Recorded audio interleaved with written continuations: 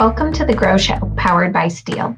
On The Grow Show, we share ideas, tips, tactics, and insights to help you grow your landscaping business based on our team's 40 years of experience running a landscaping company and working with other owners and their teams to do the same. New episodes are released weekly on Wednesdays. Filling in for our host, Marty Grunder, this week is Grow Group Vice President Vince Torchia. I'll let him take it from here. Hi, everybody. Vince Torchia here for the Grow Group on The Grow Show, brought to you by Steel.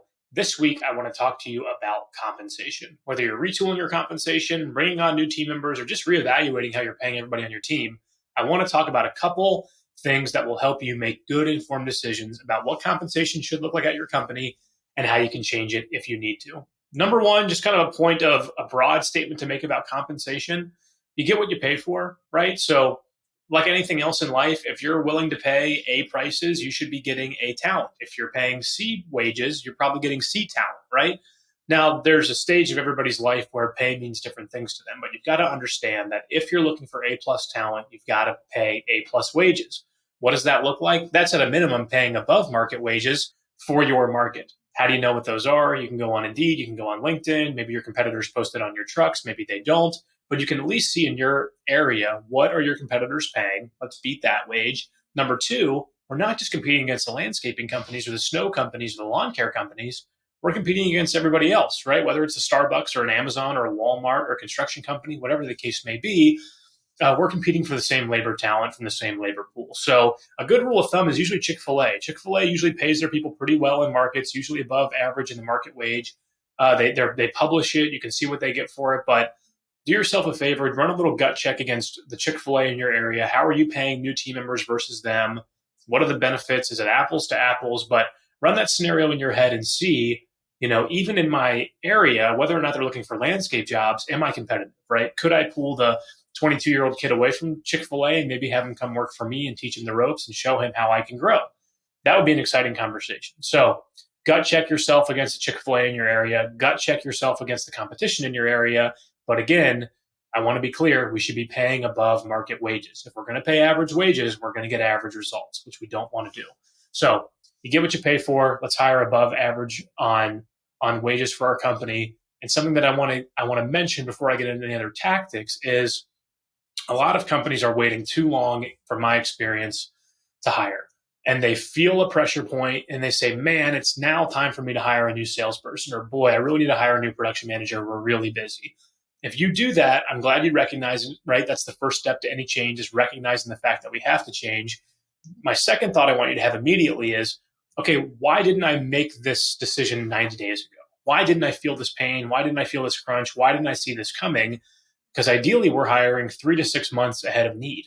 That means we're hiring somebody, training them, onboarding them, giving them the tools to succeed, so that we don't necessarily feel that crunch, or we don't feel the same crunch because now we've got an extra person in that position. Some of that is a feel thing, right? As you have more and more experience in the industry, you have a better chance of understanding, hey, when are my peaks? Where are my valleys? How can I absorb some of these changes that are happening? Other times it's metrics driven. If you're looking at your team and seeing that they're busy and they're being efficient, but they're busy, and we don't really know what our next step is, we've kind of fine-tuned our systems, fine-tuned our processes, and man, everyone just seems like they're working a ton. Okay, now we know it's probably start the hiring process, right? And again, the goal would be to hire somebody 3 to 6 months before you need them, so you can train them, educate them, and get them on their way, and not just hire them on day one, okay, go sell $1 million worth of work, right? Not a fun scenario for somebody to walk into first day on the job.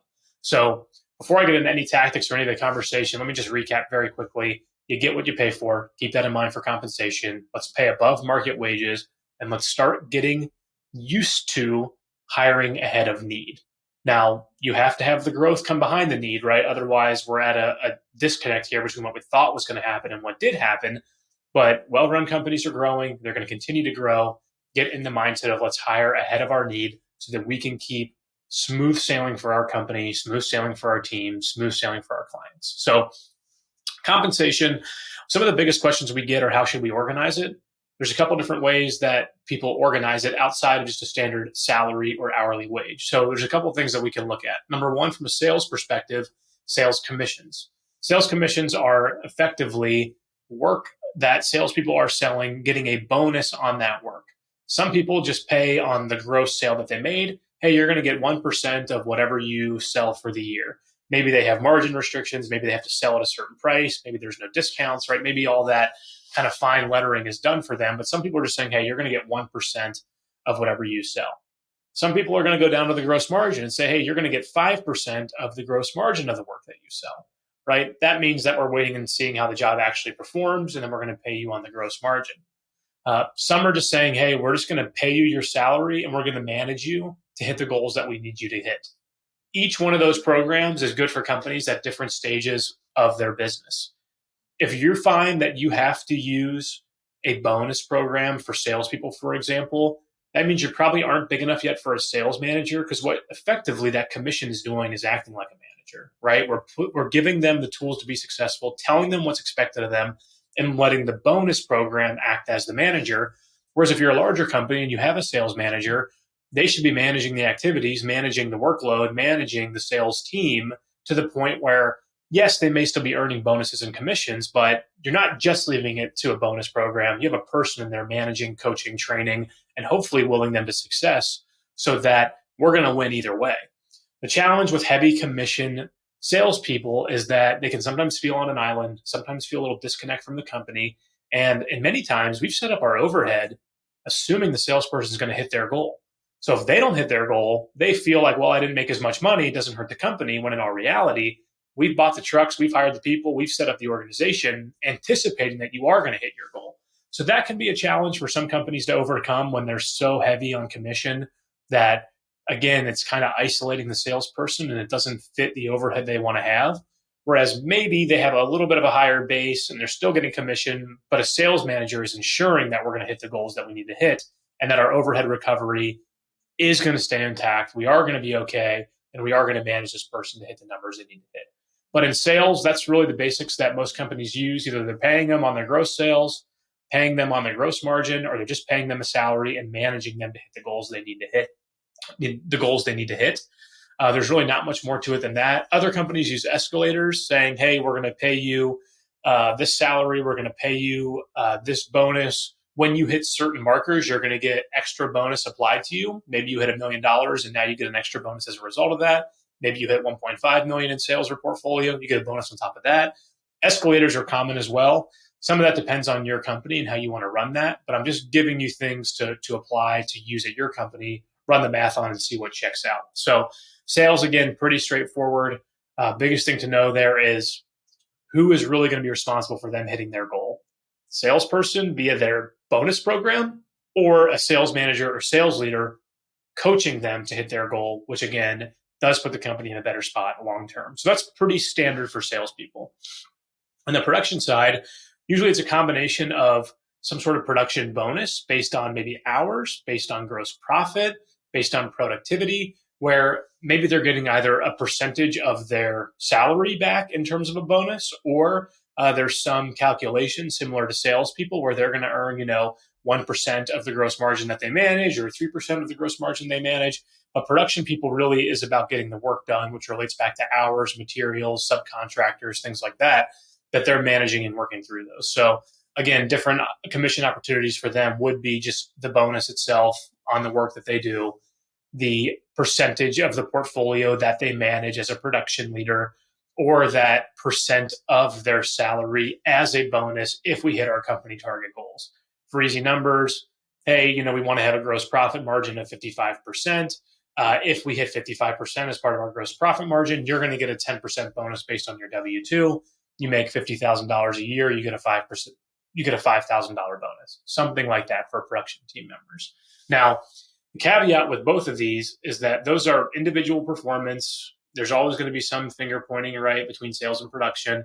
The more that your commission plans and bonus plans take up more of their wages versus their steady salaries, the tighter you need to have those processes, because we don't want salespeople blaming production people. We don't want production people blaming salespeople if they're not taking home money personally because their commission or bonus was affected. So rule of thumb typically is that 60 to 75%, especially for salespeople, that should be a base salary, right? We should be showing them the things that they need to do, give them a steady income, give them the opportunity to have some cash flow planning personally they can do, and maybe they can earn the other 50 to 45% of their wages through bonuses or commissions, right? Once you drop base pay below 50%, it can be difficult for some people to manage that. Some people thrive on a, no base salary, and I just want to work on all commission. Again, that's a personality type, not something I want to build a business around. If those people come in and they want to sell, maybe we have a seat for them. That's great. But typically, most salespeople, most designers, especially on the construction end, they want some steady payments coming into them, and that's where keeping 50 to 65, maybe even 75% of their pay is fixed, and the other can be earned via a bonus. So again, for easy numbers, say a salesperson earns $100 a year, maybe 60 of those dollars are guaranteed, 40 of those are going to be earned via a bonus or commission. But keep that in mind as you're designing these. The less management, less coaching, less training you have to do with somebody, typically we see more opportunity for commissions or bonuses to fill that void. But if you have the production managers, if you have the sales managers, if you have the leadership who can coach and train, we want to start to maybe use them to manage performance more so than the bonus or the compensation structure. Finally, the big thing on everybody's mind is company profit sharing. That can take a lot of different formats as well. The traditional profit sharing program that companies run is, hey, we're going to set aside X amount of our profits every year and share them with a certain level of the organization. The chunk that each individual gets of that profit that we're sharing depends on a few factors. Maybe how long they've been at the company, maybe what position they hold in the org chart, and where they are on a leadership team or on a management team. So again, for easy numbers, let's just say that a company does $100 a year in sales. They make 10% profit. They agree that they're always going to share 20% of their net profit with a certain level of the organization. So that leaves $2 left, right, that we have left over after our 10% profit to share with the team. And so who gets those $2 and how does that make up? Again, it can depend on whether or not how long you've been at the company, can depend what position you're at, and can depend on how that relates to your individual compensation that you're earning. But that's a traditional model where we're going to set aside a certain number of our profit goal that we have to distribute back to the team. Some companies choose to pay that across all team members. Some companies choose to draw a line and say we're going to do it at management and above. Obviously, the more people that can partake in profit sharing, bonus, pay for performance type of behavior, the better. I recognize that every organization can do that. So that's up to you to decide as you evolve as a company, how can we share profits? How can we share them sooner? And to what level can we do it? I will say this about profit sharing. You really have to have very, very good financials, very, very clean financials to be able to do that so that your team can trust you and that they can understand that the numbers that they are looking at and getting bonused on are legitimate and not illegitimate, not inflated, not deflated, and that, again, they can understand how the numbers tie together. As we've learned in our ACE peer groups that we run in partnership with McFarland Stanford, the biggest challenge related to that is owner compensation.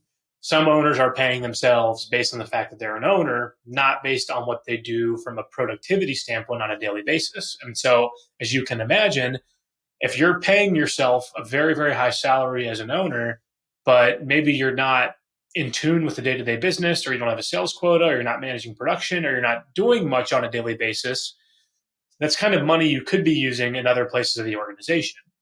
I'm not advocating owners take home less money, but you have other opportunities in the organization to take home pay via distributions, via other avenues that other team members don't have. And so I would question owners, do you pay yourself a market wage? As part of our peer groups that we do, as I mentioned, we have scales that show owners what they should or could be paying themselves. And then we actually recalculate what their net profit is based on that. So, if you're $1 million company and you're paying yourself $300,000 a year, you're probably overpaying yourself. So you're really deflating your profits at the end of the day. Whereas if you're a $2 million company and you're paying yourself $50,000 a year, you probably couldn't pay someone else to do your job for 50 grand a year, depending on what you're doing. So you're kind of inflating your profitability at that point. That question is the one that we use in our peer groups to talk about what you should be paying yourself for the activities that you're doing. What would you pay someone to replace you to do those activities? So if you're an owner who's mostly a salesperson, probably best to pay yourself commensurate with what a salesperson makes at your company as a W-2. You can take home more money via distributions and other things within your company. If you're an owner who's really like a CFO, maybe you should be paying yourself more like a CFO salary. Again, taking home money in other ways like distribution. So all things to think about as you think about compensation. But I do want to leave you with this before I go. As I started, you get what you pay for in every aspect of your company. Let compensation be the same mentality that you have at your organization. I guarantee you that if you pay more and manage accordingly, you will get better talent and you will retain that talent for longer. Pay does go a long way. Maybe you want to introduce, after this episode, some sales compensation bonuses, some production bonuses, some profit sharing bonuses. All good things to consider as you go down this journey of compensation. But you get what you pay for, pay above market wages, hire before you're ready to hire, and I guarantee you'll watch your team grow and your company succeed. Thanks for listening this week on The Grow Show. We'll talk to you next week. Thank you for listening to this episode of The Grow Show. Be sure to subscribe so you never miss an episode, and head to growgroupinc.com for more information and resources to grow your landscaping business. A special thanks to the folks at Stihl, whose support makes this podcast possible and whose reliable handheld power equipment makes our jobs easier daily. We'll talk to you next week.